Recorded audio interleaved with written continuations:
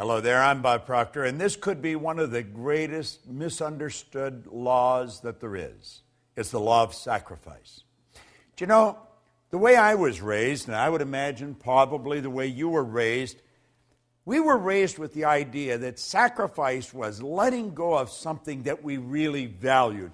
And it was sort of losing something that we valued. And there was some people that made great sacrifices, and they were considered very special. But the average person just never made those great sacrifices. Well, sacrifice it's a law that will bring nothing but good into your life. If we understand it, but we've got to understand it, and most people don't understand. Sacrifice is giving up something of a lower nature to receive something of a higher nature. I talked one of the other laws about the last chapter in the Born Rich series, and it was on the vacuum law of prosperity. Well, sacrifice has to do with the vacuum law of prosperity. You move something out to make room for the good that you desire. Sacrifice is giving up something of a lower nature to receive something of a higher nature. And you have to give up the thing of a lower nature before you can receive the thing of a higher nature. So you see, sacrifice is based on a very good understanding of faith as well. Faith based on understanding. This is tricky. This isn't something that's just going to happen like that. Now I want you to think of this for a moment. I want you to imagine that you've gone to a great concert. And you are marveled at the performance that you see. Or go to a great stage play, and you see acting that is impeccable. Or watch a great award-winning movie, and you'll see acting, and you'll think, wow. Or you may watch somebody like Tiger Woods. Watch the great athletes. Some great soccer player, a great golfer, a great ball player. Watch the Olympics, and you see those swimmers or those athletes, and you think, wow, how does that happen? Well, it doesn't just happen. As this author said, granted, they may be exceptionally gifted, but those final magical results come not by chance or accident, but they come from discipline. Discipline that is consciously chosen, ardently desired, and patiently persisted in. Let me repeat that. Discipline that is consciously chosen, ardently desired, and patiently persisted in. I have often said that discipline is the ability to give ourselves a command and follow it. I will master this. I remember one time reading an article in an airline magazine, and Walter Cronkite was being interviewed. And he was asked in the magazine, in the interview, how did these astronauts develop the courage to get into those space capsules?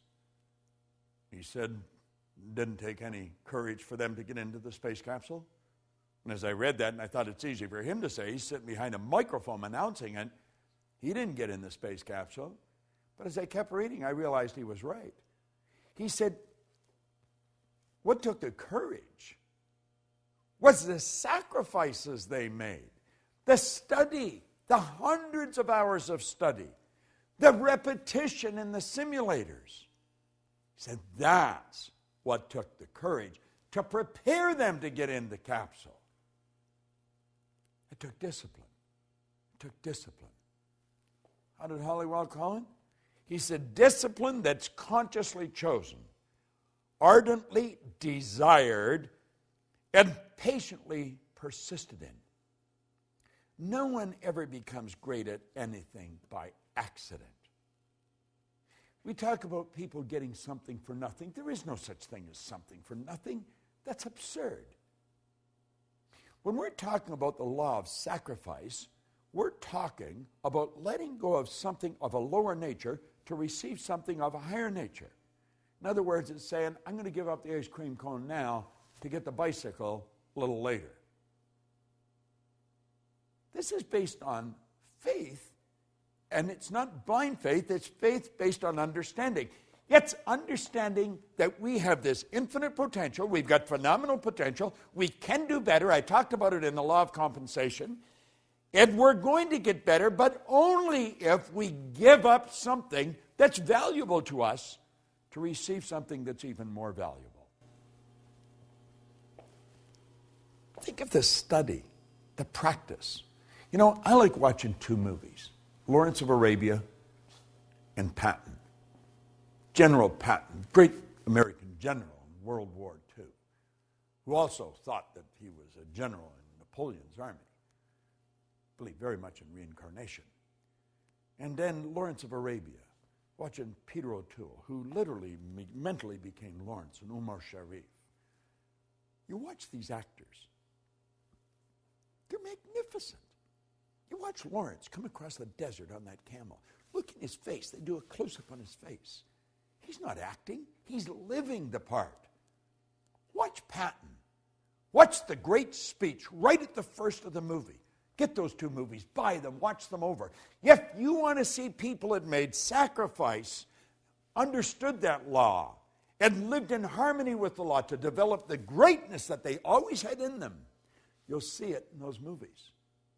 Watch Patton. He's so good.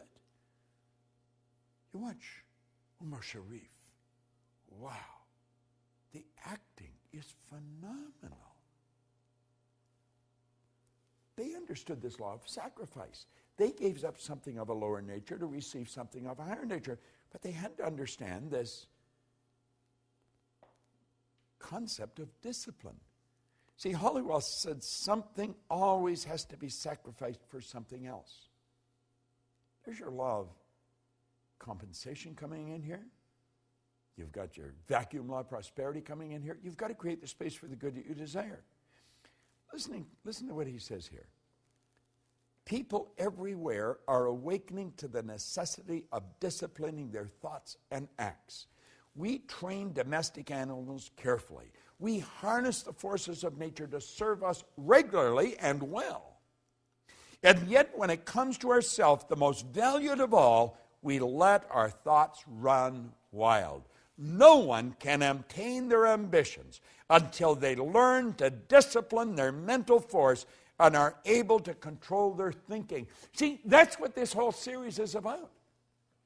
That's what all these laws are about. It's about working with the law. It's about bringing our mind into harmony with the law. It's about letting go of things of a lower nature so we can receive things of a higher nature. This doesn't happen by accident. The greatest marketers in the world, they spent years studying what they're doing. The greatest athletes, they spent years perfecting their skills. There's no free lunch. You're not going to get anything for nothing. You're going to have to make sacrifices. You're going to have to give up something of a lower nature to receive something of a higher nature. This whole universe operates by law. The law is something that happens every time for every person everywhere. Yet we've got to understand that sacrifice is a law. Get in harmony with it. Understand it. It's so priceless. Listen to this. Hollywell said, you cannot enjoy the satisfactions and pleasure of a true friendship and indulge in a bad temper. If you will not sacrifice your temper for friendships, you're going to sacrifice your friendships for a bad temper. Isn't that good? One cannot have a sterling character that friends will respect and trust and resort to crooked practices. If he will not give up his crooked ways of trustworthiness, he will have to sacrifice his trustworthiness for crookedness. You don't even have to think too deep on this to realize it's true. But I'll tell you something you will have to do.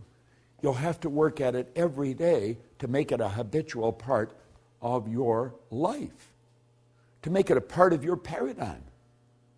You see, most of the things we do are controlled by paradigms, habits. Paradigm's nothing but a multitude of habits. And if we're going to change our life, we're going to have to change our paradigm. We're going to have to sacrifice the habit of a lower nature for one of a higher nature. So you see, as you study into this, you're going to realize just how important discipline is. And I want to leave you with just an absolutely beautiful concept. You've got to discipline yourself. It's discipline that is consciously chosen. You've got to choose it. Someone else can't give it to you. This is done from within. It's discipline that's consciously chosen, ardently desired. You've got to really want it.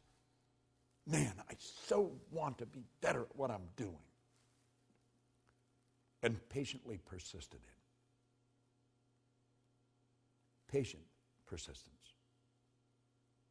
Seems like an oxymoron, isn't it? It's not. Patient persistence. Just steadily focused where you're going. You've got it. You've got all the talent and ability. You've got it inside. But if you're not prepared to sacrifice what you've got, you're never going to get anything better. And understand this. It's create or disintegrate. If it doesn't get better, it's going to get worse. You've got to discipline yourself. And you've got to live in harmony with this law of sacrifice. You'll be so glad you did. Working in harmony with the laws. It's such a winning concept. I've proved it in my life. My friends all have in their life. That's why they're my friends. We work in harmony with the law. We're not perfect. We're working at it. Every day. I want you to work at it every day. This is Bob Proctor.